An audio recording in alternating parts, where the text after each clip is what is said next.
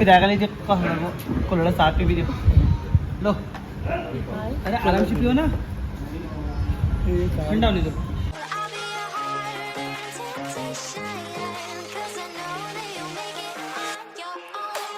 Hey unicorns, good morning, Hare Krishna, welcome back to my new vlog. अभी बज रहे हैं सुबह के 5 और हम लोग रेडी हो गए हैं घर के लिए। भाई आज सुबह से इतना अफरा तफरी मची हुई थी ना, मतलब सबका सामान पैक हो गया था, सिर्फ मेरा रह गया था। तो मैंने अभी सुबह सुबह सब कुछ पैक किया and now I am all ready. आज मैं कितने टाइम बाद पूजा भी कर पाई। हमारे गांव में ना किसी की डेथ हो रखी थी, तो इस वजह से मैं पूजा नहीं कर पाई थी। तो आज मैंने पूजा भी कर ली and yeah we all are set to go. हम लोग निकलने के लिए बिल्कुल रेडी हो गए थे। फिर सौरभ आया, सबके पैर छुए और ब्लेसिंग्स ली, फिर हम निकल गए। आज का मौसम इतना मस्त हो रहा था ना, मस्त हवा चल रही थी, बिल्कुल भी धूप नहीं थी। फिर हम पहुँचे सबसे पहले टोल पे। और आज मैं नोटिस करने वाली हूँ देहरादून से हल्द्वानी के बीच में कितने टोल पड़ते हैं। फिर पापा ने अपना ID कार्ड दिखाया और इन्होंने हमें जाने दिया। ऑल्दो मौसम बहुत अच्छा हो रहा था, लेकिन ट्रैवल करते वक्त मैं अक्सर बोर हो जाती हूँ। तो मैं आज भी बोर ही हो रही थी। तो मैं खाली रोड देख रही थी और लोगों को भी देख रही थी। सो उनमें से 2 लोग तो मेरे बगल में बैठे हुए थे, मेरे दादू और दादी, जो मास्क लगा के बैठे हुए थे, पता नहीं किससे बचने के लिए। मुझे तो कोरोना नहीं है। फिर देखते देखते हम हरिद्वार में एंटर हो गए, जहाँ पे मुझे इतनी सुंदर सुंदर वॉल पेंटिंग देखने के लिए मिली। सो मैं आप लोग को भी दिखा रही हूँ, बहुत सुंदर सुंदर पेंटिंग थी। इन पेंटिंग्स में बहुत सी जगह तो वो थी जो मैंने देहरादून में ऑलरेडी विजिट की हुई है पहले। सो मुझे बहुत मज़ा आ रहा था नोटिस करने में। फिर चलते चलते मुझे दर्शन हुए वेंकटेश्वर धाम के, जो कि बहुत प्यारा मंदिर था। और रास्ते में आज इतनी ज़्यादा ट्रैफिक थी, मत ही पूछो भाई। देखो हम ट्रैफिक में फंस गए थे। फिर उसके बाद में इतना टाइम लग गया ना मैं यहाँ से निकलने में। सावन के महीने की वजह से और ज़्यादा भीड़ थी, वैसे ही हरिद्वार में इतनी भीड़ होती है। फिर देखते ही देखते हम लोग को गंगा मैया के दर्शन हुए। पूरा हरिद्वार क्लियर दिख रहा था, बट रुक नहीं सकते थे, तो हम सिर्फ निहारते हुए चले गए आगे। फिर यहाँ पे हमें गंगा मैया के दर्शन और भी पास से हुए, तो मज़ा ही आ गया। और इतनी ज़्यादा भीड़ थी ना यार, गाड़ियाँ तो थी, लोग पैदल भी चल रहे थे। देखो हरिद्वार से आगे निकलने के बाद मुझे माता रानी के दर्शन हुए। मतलब मुझे आज इतना अच्छा लग रहा था कि इतने सारे भगवानों के दर्शन एक साथ हो गए थे। मेरे दादू और दादी तो मस्त भजन सुनने में बिजी थे, उनको इतना मज़ा आ रहा था भजन सुनने में। और पापा ने भी इतने मस्त मस्त गाने चलाए हुए थे ना। फिर उसके बाद थोड़ी देर में मैंने कंट्रोल ले लिया और मैंने अपने पसंद के गाने बजाए। और इतना मज़ा आ रहा था ट्रैवल करते वक्त। पहली बार मैं इतनी खुश होकर इतनी बातें करते हुए जा रही थी। मम्मी पापा तो आगे बैठे थे, लेकिन मम्मी कर रहे थे हमारे साथ स्कैम। मुझे लगा मम्मी जगे हुए हैं, लेकिन मम्मी फ्रंट सीट में बैठ के भी ऐसे घोड़े बेच के सो रहे थे कि क्या बताऊँ। फिर उसके बाद मुझे भी नींद आने लग गई, तो मैंने सोचा क्यों ना मैं भी थोड़ी देर सो लूँ। तो मैं भी ऐसे ही फ़ोन देखते देखते सो गई। बट नींद कहाँ ही आनी थी, बाहर इतना शोर जो हो रहा था, इतना शोर भाई मत पूछो। पूरे रास्ते मतलब ये समझ लो कि हमने 50% रास्ता इसी भीड़ के साथ निकाला है। और फिर हम फाइनली ब्रेकफास्ट करने रुक गए थे। सबको बहुत तेज़ भूख लग रही थी, सबसे ज़्यादा तो मुझे ही लग रही थी। फिर मैंने अपने साथ साथ दादी को भी अच्छे से उतारा, क्योंकि पापा कहते हैं दादी को पीछे बिल्कुल नहीं छोड़ना है, भले ही दादू को छोड़ दो। तो पापा ने बोला चलो छोड़ो, तुमसे नहीं होगा, मैं खुद ही ले जाता हूँ। तो फिर थोड़ी देर में दादू भी उतर गए। वैसे दादू किसी को अपना हाथ पकड़ने नहीं देते, आज तो पता नहीं कैसे पकड़ने दिया, शायद ज़्यादा ही भूख लग गई है। लेकिन मुझे मम्मी को देख के हंसी आ रही थी, क्योंकि उन्होंने हॉट किस पकड़ा था। Indian moms are just love. मैं बाहर से नहीं खा सकती थी, तो मम्मी ने घर से ही पैक कर लिया। और दादी कह रहे थे कि अपनी मम्मी की फ़ोटो खींच।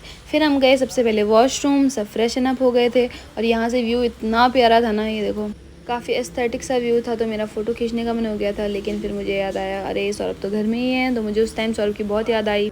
फिर पापा दादू दादी को लेके धीरे धीरे आ रहे थे, और मैं चली गई थी पहले मम्मी के पास टेबल पे, क्योंकि मम्मी को भी वॉशरूम जाना था और मम्मा बहुत देर से वेट कर रहे थे। तो मम्मी जाने से पहले मुझे बता के गए कि मेरा वॉलेट यहीं है, इसका ध्यान रखना, तू गुम हो जाना लेकिन इसे कुछ नहीं होना चाहिए। बोल के तो ऐसे गए जैसे इसमें कितने करोड़ रुपए छुपा रखे हों।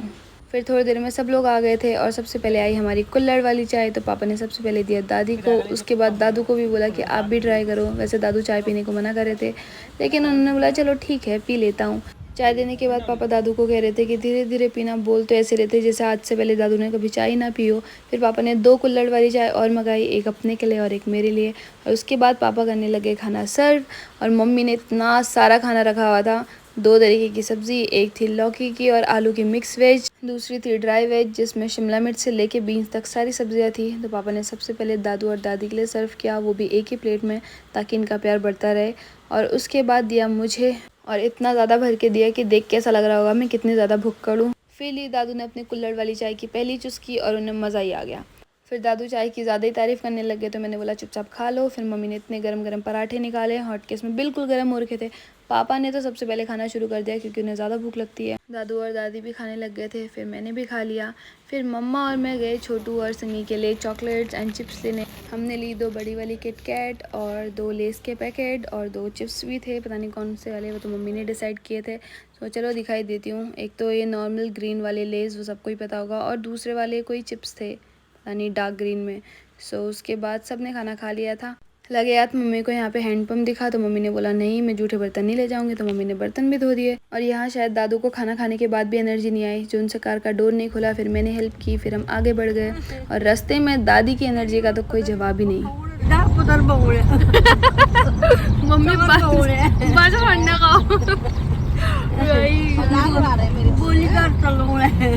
देखो अम्मू को कितनी हंसी आ रही है, मम्मी सो रहे ना बीच बीच में तो मम्मी को ट्रोल कर रहे हैं भाई।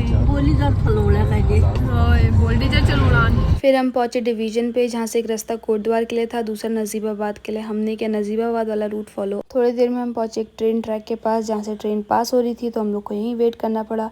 जैसी ट्रेन गई उसके बाद रास्ता खुला और हम आगे बढ़ गए। फिर आया दूसरा टोल और पापा ने यहाँ पे भी वही किया जो पहले वाले टोल पे किया, अपना आईडी कार्ड दिखा दिया और इन्होंने हमें जाने दिया। फिर मैंने देखा दादी तो मस्त पहाड़ी गानों को एंजॉय करते हुए डांस कर रहे हैं और दादू उन्हें देख रहे हैं। मुझे तो समझ ही नहीं आ रहा था दादी को डांस करना है या सोना है। शक्ल देख के ऐसा लग रहा था नींद आ रही है, हाथ देख के ऐसा लग रहा है जिससे डांस करने का मन कर रहा है। फिर दादी का डांस और गाना एंजॉय करते करते हम पहुंच गए तीसरे टोल पे। यहाँ पे भी पापा ने वही किया जो पिछले 2 टोलों में किया, अपना आईडी कार्ड दिखाया। और यहाँ चेकिंग पे थे एक आंटी जो मुझे ऐसे घूर रहे थे जैसे पता नहीं मैंने किसका मर्डर कर दिया हो। फिर सुबह से चलते चलते दिन के 12:30 बज गए थे और अब हम हल्द्वानी से सिर्फ 24 किलोमीटर दूर थे, जिसे देख के मुझे बहुत खुशी हुई। लेकिन फिर हम एक ऐसे जंगल वाले रास्ते से गए जहाँ पे नेटवर्क बिल्कुल ज़ीरो हो गए थे, तो मुझे बहुत गुस्सा आ रहा था क्योंकि गाने भी नहीं चल रहे थे, तो मैं बहुत बोर हो गई थी। और ये जंगल 21 किलोमीटर्स का था। फिर दादू ने मुझे इलायची दी तो मैंने इलायची खाई। फिर कहीं जाके 40 मिनट्स बाद ये जंगल ख़त्म हुआ और नेटवर्क आए, तो मुझे इतनी खुशी हुई ना। फिर रास्ते में हम रुके एक फ्रूट शॉप पे, जहाँ से मैंने घर के लिए कुछ फ्रूट्स लिए, एक पपाया और बनाना। फिर फ्रूट्स लेके मैं चल दी कार की ओर। कार के पास पहुँचती मैंने डोर खोला और सबसे पहले फ्रूट्स दादी को दिए क्योंकि दादी को बहुत जल्दी थी, तो मैंने कहा लो आप ही पकड़ लो। फिर मैं आराम से बैठी और मैंने कार का डोर बंद किया और हम चल दिए घर की ओर। बट इतना धीरे धीरे चल रहे थे ना क्योंकि किसी को भी घर का रास्ता याद नहीं था। फिर थोड़ी देर में हमें सिमी दिख गई और उसके बाद सिमी आई। सिमी ने सबको नमस्ते बोला। उसके बाद सिमी आगे आगे चला रही थी और हम उसे फॉलो कर रहे थे क्योंकि वो हम लोग को डायरेक्शन दे रही थी। और वो इतनी धीरे चला रही थी कि पापा उसके पीछे और धीरे चला रहे थे। फिर सिमी हमें लेके गई गलियों में और इन गलियों में पापा को डाउट था कि हमारी कार निकलेगी कि नहीं, बट थैंकफुली हम घर पहुंच गए। और उसके बाद अम्मा को बहुत जल्दी हो गई उतरने की, तो मैंने बोला चलो ठीक है पहले आप ही उतर जाओ। दादी को जल्दी इसलिए हो रही थी क्योंकि दादी को छोटू से मिलना था। फिर थोड़ी देर में छोटू आ गया और छोटू ने दादी को प्रणाम बोला। उसके बाद सिमी आई मेरे पास, उसने मुझे प्रणाम बोला और उसके बाद मैं गई चाची के पास प्रणाम बोलने। उन्होंने मुझे हक किया और इतने अच्छे से हक किया कि क्या बताऊं। फिर उसके बाद में हम गए घर की तरफ। सिमी ने सारे मनी प्लांट के पौधे छोटू को पकड़ा दिए थे क्योंकि हम ये हल्द्वानी के लिए लेके आए थे। उसके बाद हम लोग गए घर की तरफ और ये क्या हमने देखा कि दादी इतने प्यार से दादू का हाथ पकड़ के उन्हें गेट तक ला रहे थे। फिर उसके बाद दादू खुद ही आ गए थे, धीरे धीरे चल रहे थे। फिर हम सब भी अंदर आ गए और यहाँ पे पापा ने सबसे पहले छोटू को पकड़ा और उसे अपने साथ अंदर ले गए।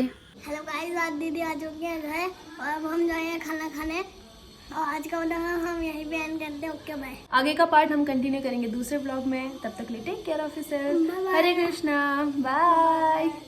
I'll be your heart and temptation.